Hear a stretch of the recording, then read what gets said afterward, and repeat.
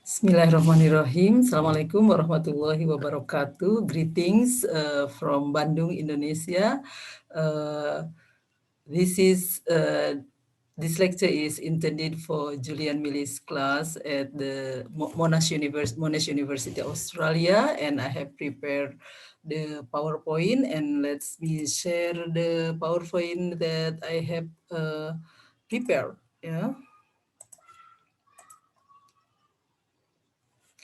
Okay, the topic that I would like to deliver this morning is Muslim feminist struggles for gender equality. Well, today is the 14th of April, and let me zoom the PowerPoint. So, let me introduce myself, and I'm Nina Nurmila. I have been lecturing at the State Islamic University, Bandung, Indonesia. So I'm standing in front of my campus.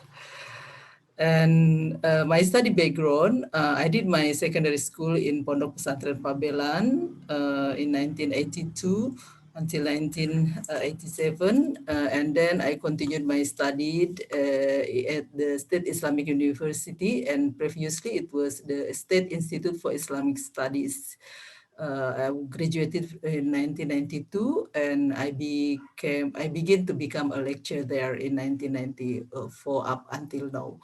And within that time, I continued my MA on development studies at Murdoch University and graduated in 1997. And then I continued again my PhD on gender and Islamic studies at University of Melbourne and graduated in 2007. Both of my studies were supported by Australia Awards. So this is the cover of the scholarship. I think it's about 4 years ago. And what did I do during my PhD studies? I did a PhD on the topic of polygamy, and the background for the interest to do my PhD by researching polygamy was that in 2001, I visited Yogyakarta to attend the training on gender in Islam, and I heard about the promotion of polygamy by the rich restaurateur Puspawardoyo. His picture surrounded by his 4 wives, and at that time, he promoted that polygamy was beautiful. So as a person who was born among monogamous family, I was curious what beauty that the polygamous marriage offered.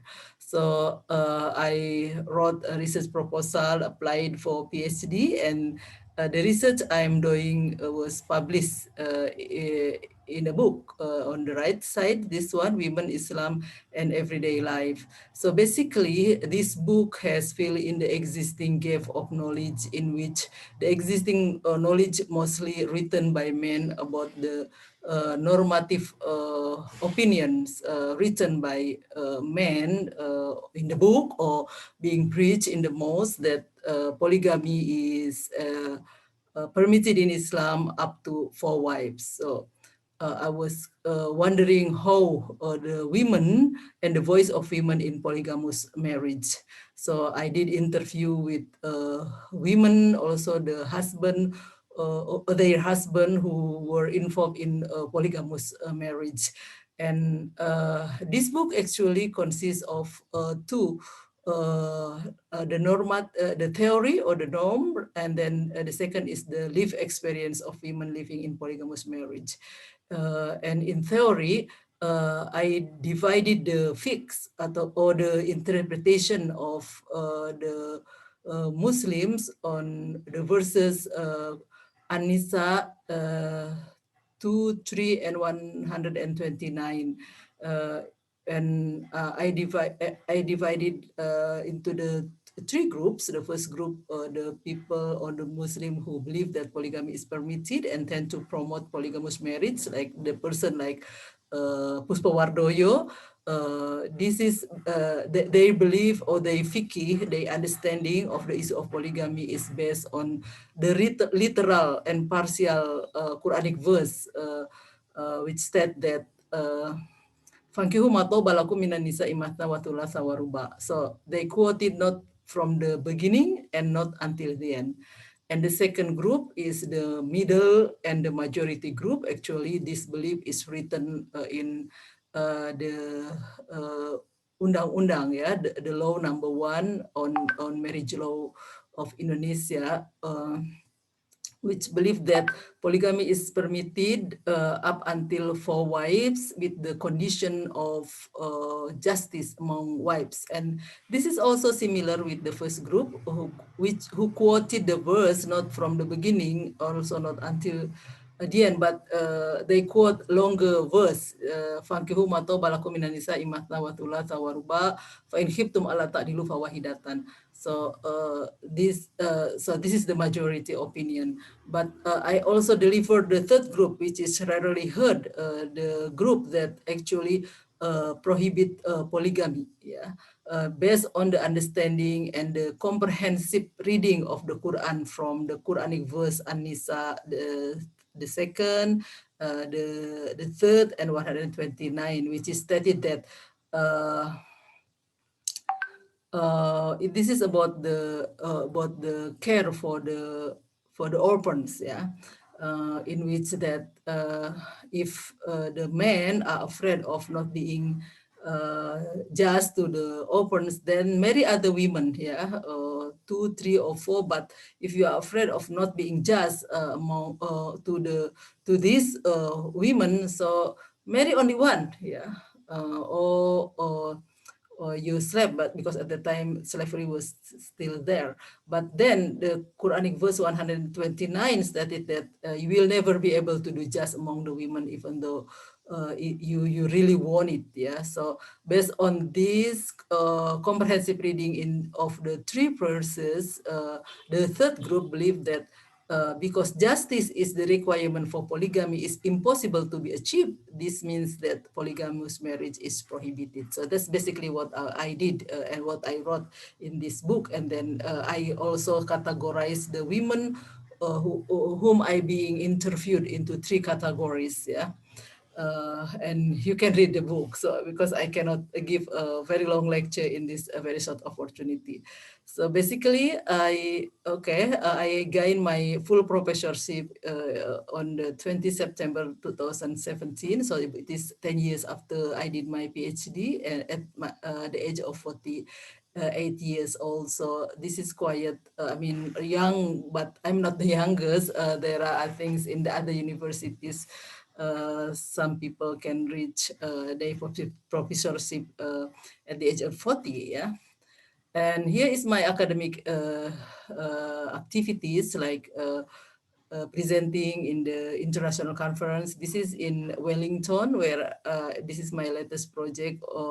I presented about divorce in Indonesia together with Eva Fahrunisa, who is now the lecturer at ENU, and then Rachel Rinaldo from Colorado University at Boulder, in America.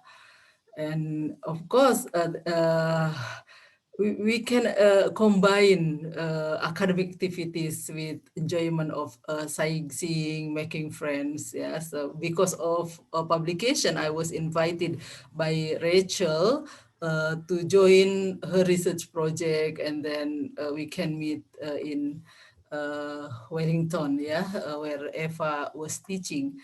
And after the morning discussion preparing for publication, and now our article is in the process of publication. We have already presented also in the international seminars in Singapore, but unfortunately due to COVID-19, we did it online. In the morning, we discussed our preparation for publication, and then after that, we went to the botanical garden for fun. And there are so many international engagement I did. Like I went to University of Wisconsin Madison with the director of the postgraduate program to sign MOU, and then during that visit, I also gave lecture on gender issues in Indonesia. So this is the welcome to the weeks, about gender discourse in Indonesian Islam presented by Nina Nurmila. Yeah, so I was happy to share my knowledge, and then also other than lecture, we record the interview in podcast. Yeah, and I also visited South Thailand. I think 2018 was my busiest life when I visited 8 to 9 countries at that time to deliver my speech in an international conference. Yeah, it is all funded by the organization which invited me. Yeah. And in Indonesia, I also active in at Komnas Perempuan, the National Commission of Anti-Violence Against Women.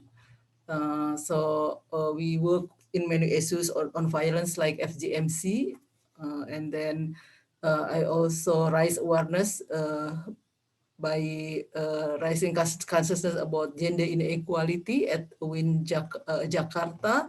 And I also invited in many, like not only within Muslim, but also in other religions, like in here, I was invited to talk about the tradition of head covering together with the preacher, female preacher. And also I offer a free classes online, consists of 4 classes, yeah. So this is my service as a lecture. And here is my family. I think that's enough. Thank you very much.